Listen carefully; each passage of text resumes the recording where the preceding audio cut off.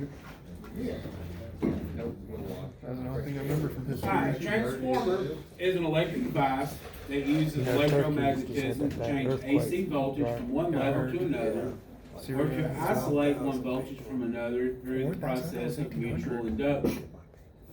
A transformer typically consists of two separate coils with different numbers of turns of conductors wound around the same closed laminated iron core. The primary winding is the coil in the transformer that is energized by the source. Secondary winding is the coil in a transformer that is connected to the load.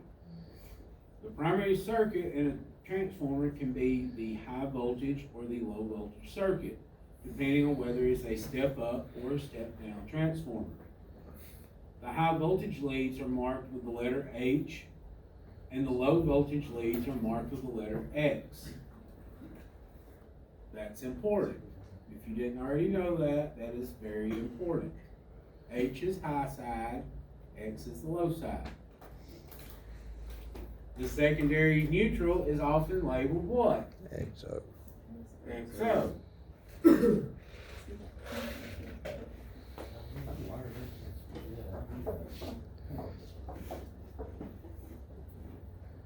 In a typical heavy industrial facility, the electricity may be delivered directly from a transmission substation to an outside transformer vault. Service entrance conductors are routed from the outside transformer vault through an outdoor busway to a metered switchboard. Power is then fed through circuit breakers in the panel board and routed through busways to power distribution panels and busways with plug-in sections to the points of use. Depending on customer needs, the power distribution system delivers power at standard voltage levels and fixed current ratings to set points such as receptacles.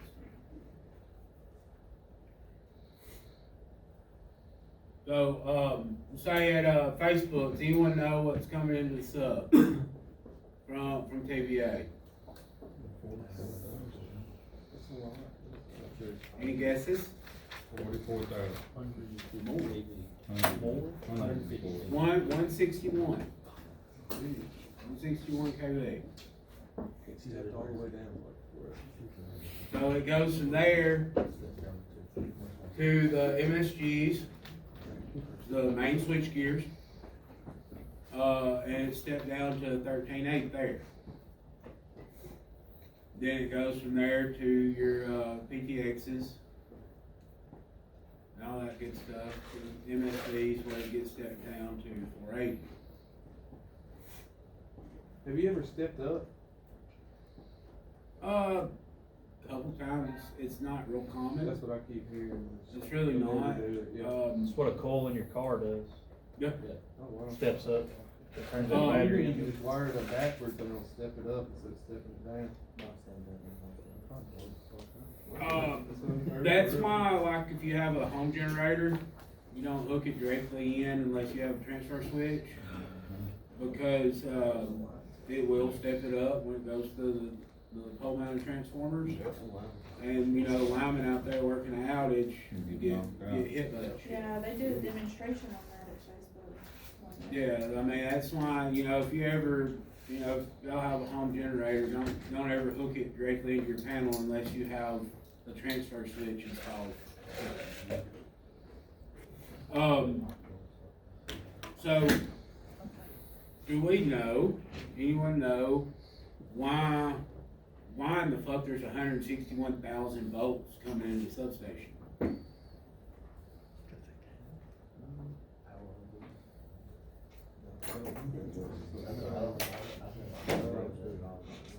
Oh, cause there's a lot of amperage. Yeah, I mean, alright, so what TVA's delivering to Facebook, they're delivering not necessarily, the voltage is not necessarily as important what they're delivering, right? They're delivering KVA is what they're delivering, right? Like on all your power bills, it don't say shit about how many amps you used, right? It's kilowatts, right? Okay, we're gonna talk about KVA right now, right? So they're delivering a set amount of KVA to you, right? So KVA in, this is super important, write this shit down, cause you're gonna hear it a million times. When dealing with transformers, KVA in has to equal KVA out. Okay? So if you've got a 45 KVA transformer, that's a normal size that I'm sure a lot of y'all seen. Alright? So it's going, 480 in and 120 kilowatt coming out, right? Okay. When you do the calculations, that 480 coming in plus whatever the current is, I'm not doing the calculations. You're gonna have low current, high voltage coming in on the primary side. On the secondary side, you're gonna have low voltage, high current. So the reason that, TVA brings in, 100,000 volts to a substation, they gotta get that voltage way the fuck on up there in order to bring in cables this big, right? So, I mean, you still have the same KVA capacity in this tiny ass cable as you do them 750s you're terminating. But them 750s you're terminating is at 480 volts. That's gonna be a lot higher current, right? That's why all your that's why they have substations everywhere. That it's so they can get what's coming off the dam here, get it down, transmit it, distribute it across the fucking North Alabama without losing that KVA. They can get up super high fucking voltage, but maybe 200 amps. Now, I don't know how much amperage are on them at all. I'm an inside wireman. That's what my ticket says. I don't have to know that shit, right? But that's why they do that. It hits these substations, then they transform it down, transform that voltage down to something a little bit more usable, and a little bit more usable, and a little bit more usable, until it gets to your pole mounted transformer outside your house to get it down to 240, 200 amps. Right? Because if they didn't do that, have fucking cables up there like this, right? Have 1 mil cables. That'd be some heavy fucking shit, right? And not to mention dumb cost. Could you imagine the cost of miles and miles and miles and miles of fucking cable like this? I couldn't afford it. I'd have a fucking candlelight in my house.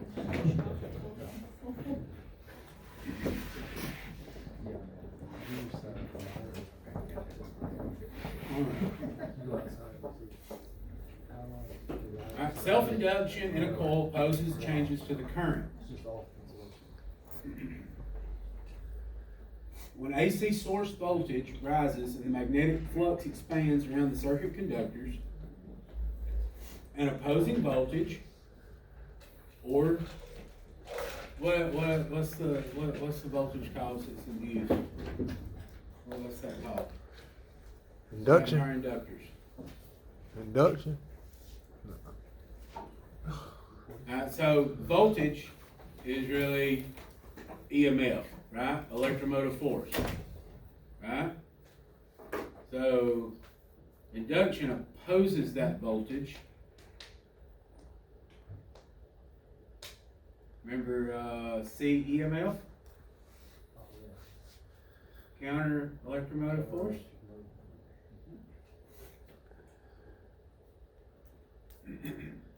The magnitude of the induced voltage is determined by the rate of change of the current.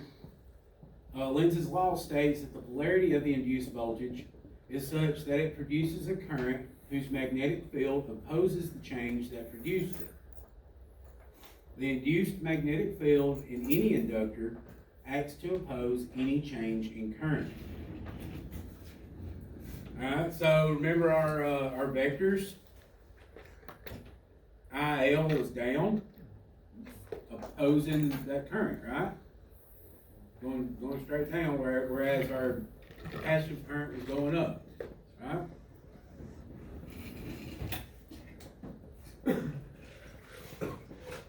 Mutual induction is the ability of an inductor in one circuit to induce a voltage in another circuit. When a transformer primary has alternating current flowing in the conductor, magnetic flux surrounds the conductor in proportion to the amount of current. The expanding and contracting flux cuts the conductors in the secondary and induces a voltage in the secondary.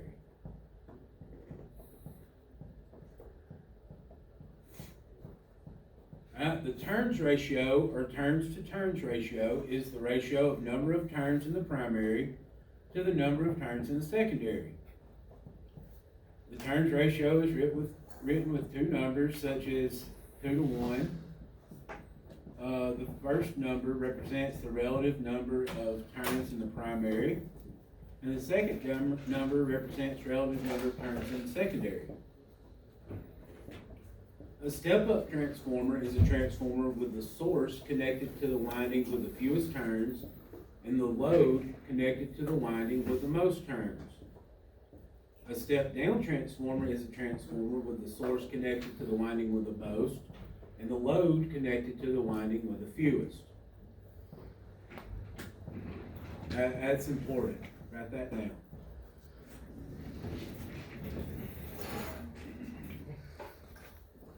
Step up, source has the fewest turns, load has the most.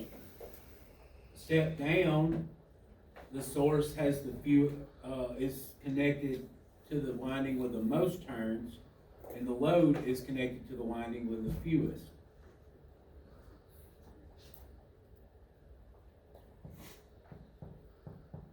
Coil tap is an extra electrical connection on a transformer coil that allows for a varying number of turns of a coil to be a part of the circuit. Coil taps are sometimes necessary depending on the location of the service in reference to the substation that is providing power. At the end of the distribution line a long distance from the source, the voltage will sometimes be below normal. In order to get the proper voltage to the equipment in the plant, taps on the transformer primary are offered. These taps allow the turns ratio of the transformer to be modified in the field to compensate for a low primary voltage. Now, how many of y'all have terminated transformers? Just a few. Y'all seen these taps? You can't miss them. It's something extra on all the coils. You can't miss it at all. Most of the time, we don't fuck with that shit until the engineer does all the calculations and tells us to. I've never had to change the taps on a transformer.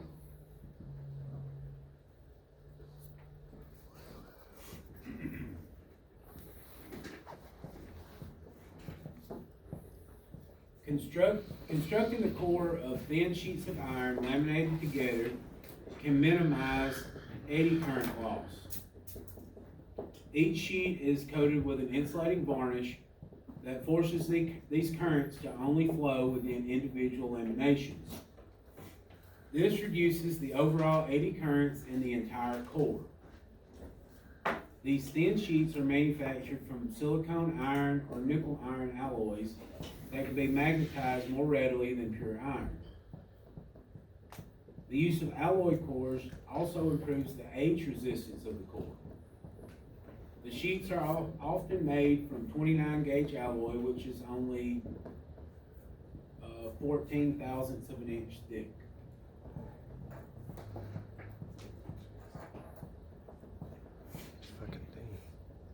The mutual inductance or coefficient of coupling of a transformer is a measure of the efficiency by which power is transferred from the primary to the secondary coils.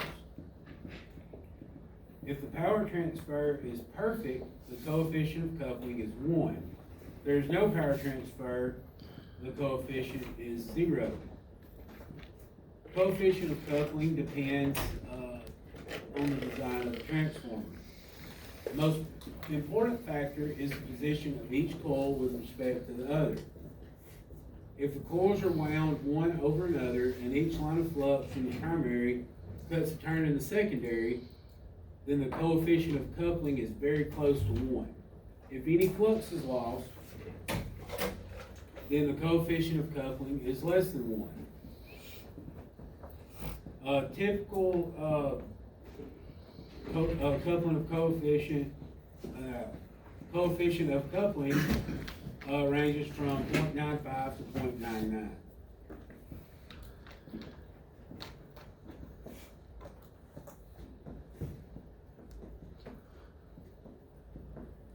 A transformer operating under no load conditions has a very low power factor because the circuit is almost purely reactive. As the load on a transformer increases, the reactance decreases and the power factor increases. At full load, the power factor approaches 1.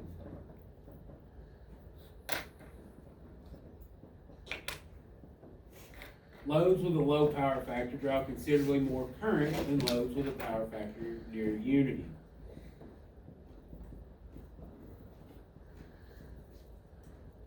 For example, a load that draws 35 kW with a power factor of 100 draws 76 amps.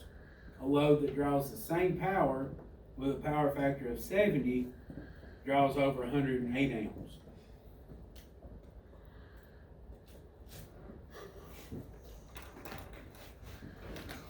Transformer banks must have equal impedance in order to deliver equal voltage. In a three-phase transformer bank comprised of 3 individual single-phase units, the impedance is very important. At no load, the output voltage is equal to the rating of the coils. As the load is placed on the system, the situation changes. All 3 transformers in the bank should have the same impedance to ensure that the voltage drop across each coil is the same. The 3 transformers in the bank have different impedances. The voltage drop across the coil with the highest impedance is higher than the voltage drop across the other coils. When transformers have unequal impedances, the voltage available from the transformer is different for each phase as the load increases from 0 to full load.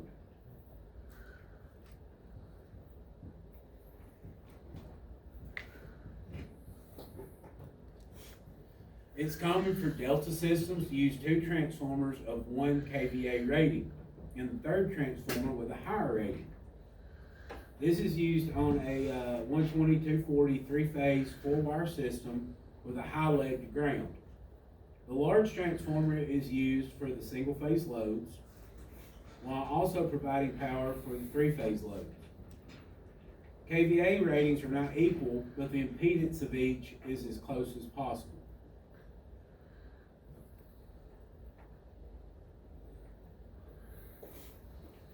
The design of transformer cores has an effect on the efficiency of the transformer. Cores are constructed from legs and yokes. The vertical legs support the coils and upper and lower yokes connect the legs. The ends of the lamentations used to construct the core are often cut at a 45-degree angle instead of square. This allows the lamination layers of the legs and yokes to overlap slightly at the corner. This helps improve the magnetic conduction path through the core.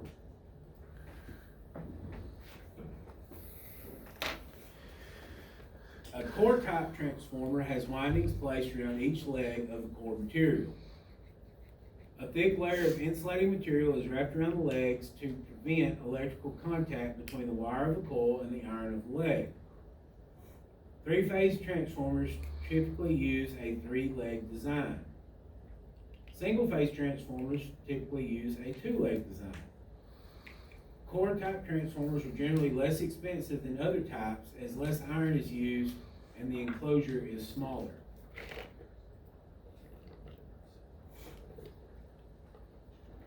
A shell type transformer has extra legs and a metal body surrounding the core. The extra conductive material helps keep the core leakage flux to a minimum. Common shell type transformers include 3, 5, and 7 leg cores. Three-phase transformer typically use a 5 or 7 leg design. The two auxiliary legs of the 7 leg design provide for symmetry among the 3 magnetic circuits of the core. However, the extra legs on a shell type transformer result in increased capacitance between the primary and secondary. This design allows more uniform distribution of flux between the various legs of the core. The more uniform distribution of flux results in reduced harmonics. Single-phase transformers typically use a 3-leg design. A toroidal core transformer has a donut-shaped core wrapped with copper wire wound all around the core. The toroidal core is constructed by taking a long strip of magnetic material and rolling it tightly into the shape like a spring. Since the core is constructed of one piece of magnetic material, this design offers the best possible coupling between the primary and secondary. Primary and secondary wires are wrapped through the center hole around the core and back through the center hole. The wire can be wrapped to provide complete coverage of the core and completely keep the magnetic field confined to the core to improve efficiency. Toroidal transformers are also quieter than other transformers. They're most commonly used in relatively high frequency applications such as audio and RF components.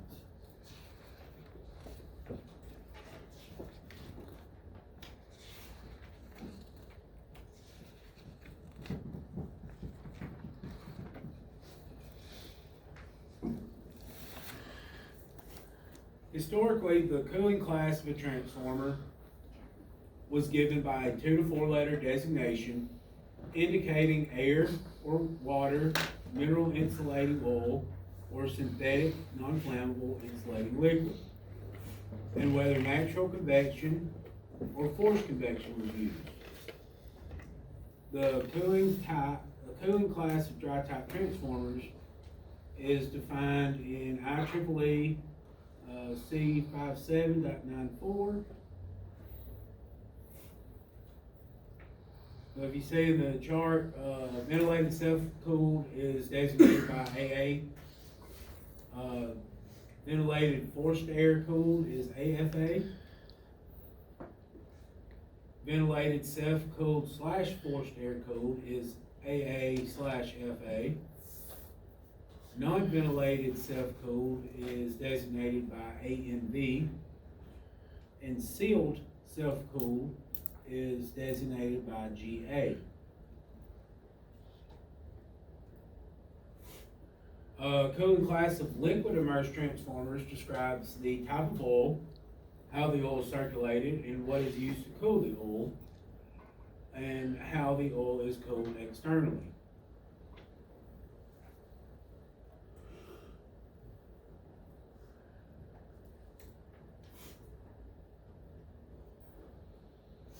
There are several common transformer ratings based on the allowed temperature rise.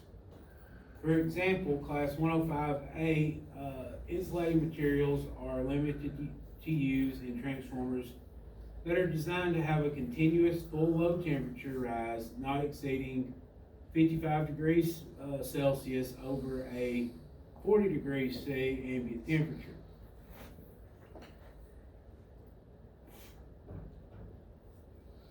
The standard allows for a hottest spot temperature of 10 degrees C over the normal temperature rise. Therefore, a class 105A transformer under full load has an average conductor temperature of 95 degrees C when operating in a 40 degrees C ambient temperature, and a maximum conductor hottest spot temperature of 105 degrees C. Other classes have different values for the allowable temperature rise and the hot spot temperature rise. Bushings provide electrical resistance that insulates power lines from the transformer enclosure. Electrical power circuits must be insulated by bushings where they enter the transformer tank. In addition, the bushings and entrance must be oil tight and weatherproof. The bushing is normally composed of an outer porcelain body. At high voltage, additional insulation in the form of oil and molded paper is used within the porcelain. The four types of bushings used on transformers as main lead entrances include solid porcelain, cable or pothead terminators, oil field, and condenser bushings at the transition from underground to overhead service. Pothead is a transition device between underground cable and overhead lines.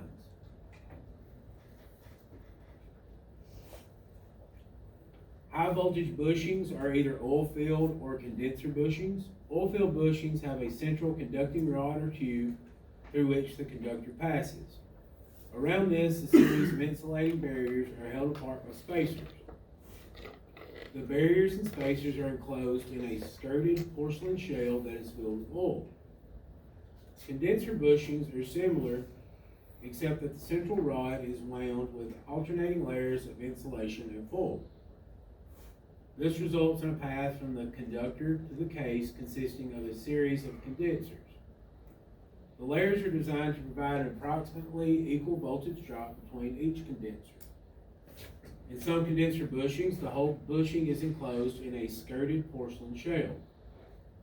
Other types have only the exposed part of the bushing enclosed in the shell.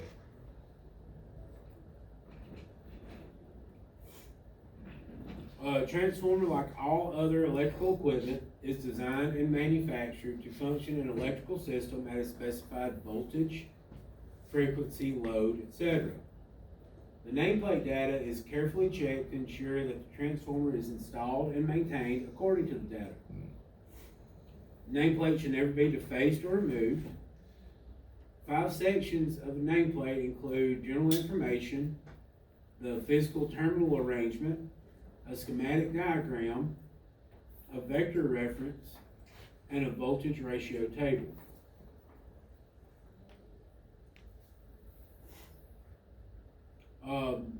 Ambient sound level must be considered when selecting a transformer. Level of sound produced by a transformer is measured in decibels. Decibel is a unit used to measure the intensity of sound. The decibel number represents the ratio of the level of sound to a reference level, usually 0 decibels. The noises in and around most indoor locations normally mask transformer sounds. Tables are available for the average ambient sound levels in areas where transformer noise could be a problem.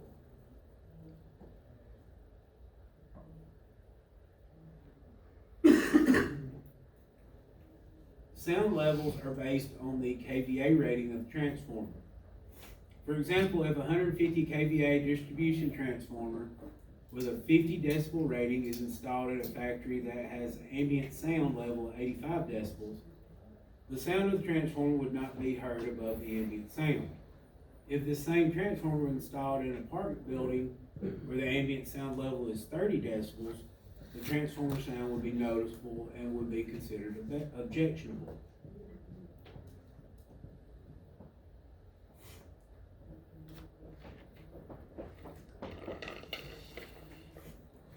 Alright, so we know this. True power is the power that's actually used to produce useful work, right? Reactive power is the power in bars or K-bars stored and released by inductors and capacitors. Alright, there's our slideshow. Okay, immediately.